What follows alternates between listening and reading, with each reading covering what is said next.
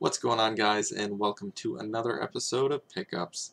So over the last couple months or so, I've picked up quite a few games spanning across a whole bunch of systems, including obviously the Sega Dreamcast, Sega Saturn, Sega CD, Nintendo 64, and even the Commodore 64. And I'm going to show you those in a second, but first off, I really want to talk about this new game trading site that I've joined recently. And if any of you have watched my previous pickups videos, you'll know I'm a member over at goozex.com, which is a game trading site. Unfortunately, the trading over there has slowed down to almost a halt, where it's very hard to get games from there. A lot of people have gotten frustrated with the site, and they've left, and they're not trading games anymore. So that's a bit unfortunate, but one of the members over at Goozex decided to create his own game trading site called VGFive. It is VGFive.com, and this works off of the same exact concept as Goozex, where you just trade in a game to a user and you'll get a certain amount of points for that game. Each game has its own point value, similar to how games have their own dollar value. So you trade in a game, you get a certain amount of points, and then you can use those points to request a game from another user. And that's pretty much how it works. It's really simple and works really, really well. The site does charge a small fee per trade, per game that you receive. So if you want to request a game, you need one trade token, which is $1. So you buy tokens in packs. So say you can buy 5 tokens for $5. Goozex was very similar, where they had trade credits. They used to be $1 a piece, now they're $2 a piece. That's one of the problems with the site now, is it's a little more expensive to do the trades.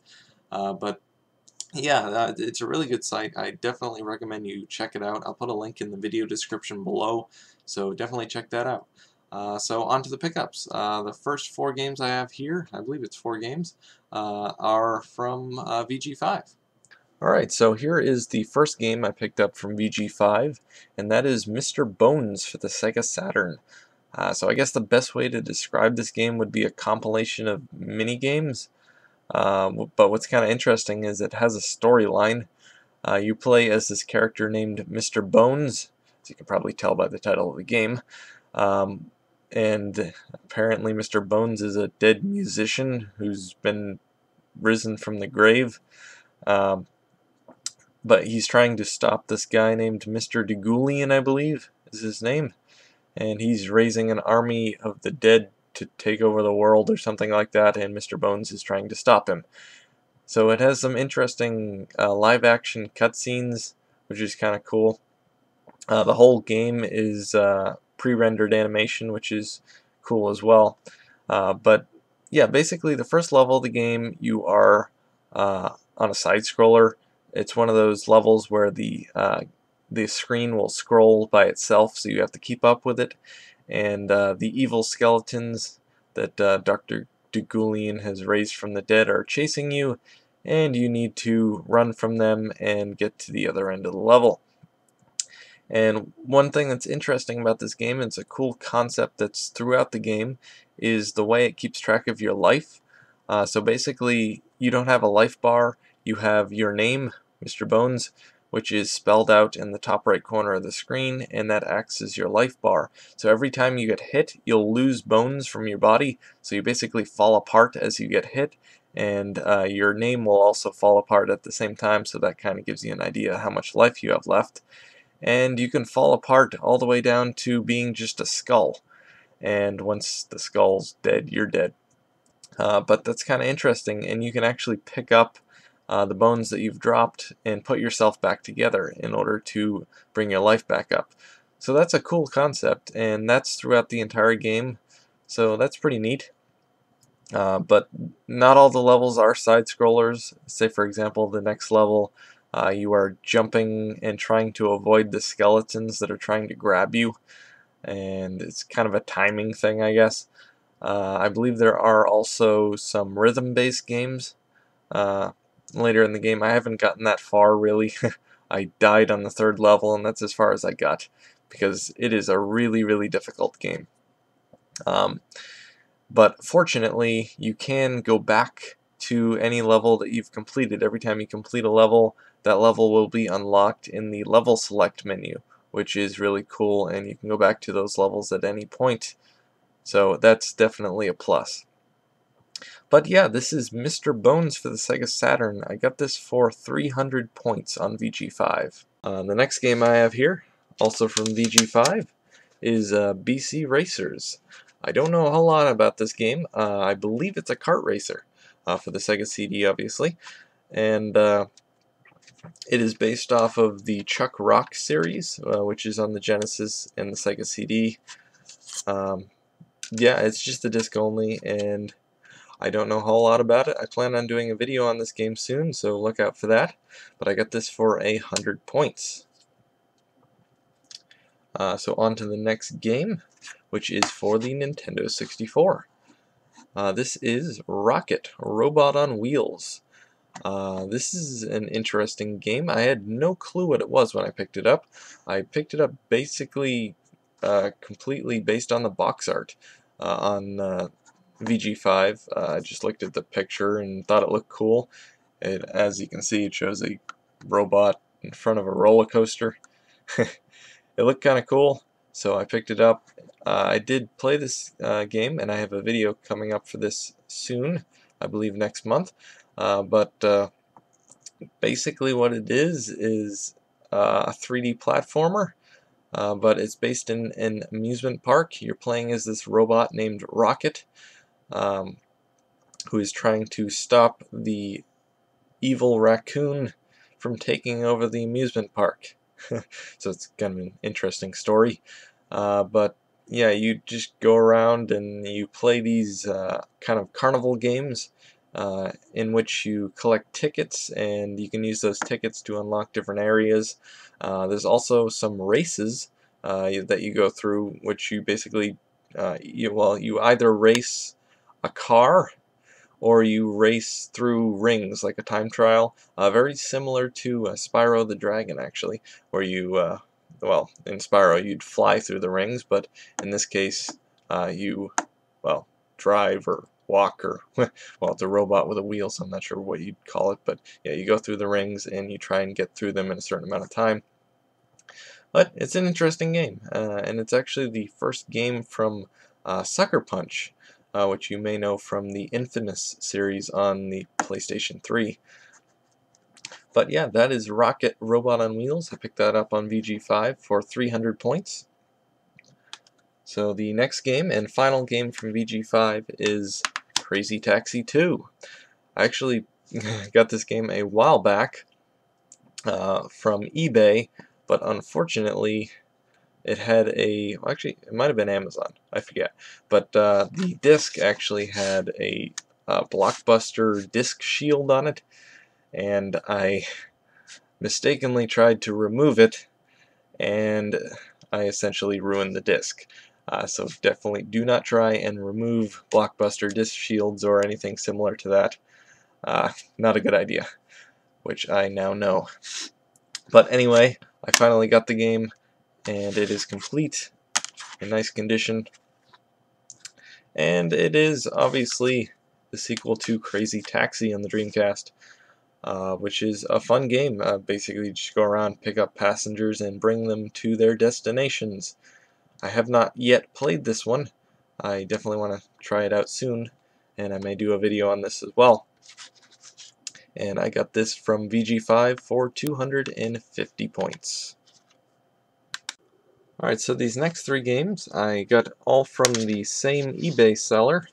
I got a good deal on shipping because I got multiple games. So it ended up at $13.50 shipped for all three, which I think is pretty good. I actually didn't want this particular game, but the game I had my eye on, which was Virtual On, was already purchased before I was done negotiating the shipping price with the seller, so unfortunately I wasn't able to get that, but I got this instead. It looked like a pretty decent game. I had seen a video of this on YouTube previously from one of my favorite YouTubers, Farmhouse Media 3000. I thought it looked pretty decent, and it is a pretty decent game. I did a video on this. You can check that out here, but yeah, it is a 3D platformer where you play obviously as the Grinch and his dog Max, where you're basically going around the town trying to find your blueprints that you lost, which are um, used to create different weapons and gadgets in the game, such as a rotten egg launcher and some type of spring device that makes you jump higher, and a whole bunch of other things. I believe I haven't gotten very far into the game. I've only really done the first level. But the first part of the game, you're just going around the town basically smashing snowmen and presents, because obviously you're the Grinch and you don't like Christmas and all that stuff. But yeah, it is complete. And what's kind of interesting, I saw in here, it says coming soon, Woody Woodpecker Racing, which I don't believe was ever released, or at least it wasn't on the Dreamcast. Maybe it was released on the PlayStation or the PlayStation 2, I don't know, but I thought that was kind of interesting. Case is kind of scratched up, which is unfortunate, but that can be replaced. But the next game up here is Seventh Cross Evolution, which is an RPG, but a very interesting one. I haven't actually played it yet, but I have seen videos of this, and it looks interesting. Basically, you play as a character that you evolve yourself. Yeah, I don't know. I really don't know how it works. You basically combine DNA, I guess, and make your own creature, and that's what you use to go through the game. Like I said, don't know a whole lot about it, but it looked pretty cool, so I picked that up. And I've wanted this for a while now. It is complete, as you can see. And the case, again, is a little scratched, but not a big deal. And the last game I have here is Incoming. Incoming. I haven't played this one. I haven't played any of them except for the Grinch here. But this is, I guess, kind of like a modern-day Space Invaders. You're supposed to, according to this, fight against alien invasion or intervention with the finest land, sea, and air combat craft, the ultimate multiple vehicle shoot 'em up. So I thought it looked pretty cool. I've wanted this one for a while as well, and I finally got it. It is complete. Unfortunately, there is some water damage to the manual, but I can probably replace that. But yeah, I got those, like I said, all from the same seller on eBay for $13.50 shipped, which is pretty good, I think. Alright, so the next two games I have here are from Goozex.com, and yes, I did say the trading slowed down big time over there, but I did still manage to get a couple games from there. And the games are, first of all, Animaniacs for the Sega Genesis. I got this because I used to own it on the original Game Boy, and I remember it being a lot of fun. And it is. It's a really fun game. It's a 2D side-scrolling platformer, and you play as the three Animaniacs here. I forget their names. It's been a long time since I've seen the show, but they each have their own abilities, and you use those abilities to get past certain spots in the game. It's a fun game. I have a video coming up next week for this, so be on the lookout for that. But I got that one for 100 points, which is equivalent to about $5. So the next one up here is one of my all-time favorite games. I love this game. This is Speed Punks for the PlayStation. This is a kart racer. I remember playing this. My brother used to own this, my older brother. I used to go over his apartment, and we used to play PlayStation games over there. And we used to play this game a lot. This is a lot of fun, and surprisingly, a lot of people haven't heard of this game. I know a lot of people played Crash Team Racing on the PlayStation, but this game has been very overlooked. It is a really fun kart racer. A lot of cool weapons in it, including Shark Missile, which is basically a homing missile, but it actually works no matter where you are on the track. It'll hit the person in front of you.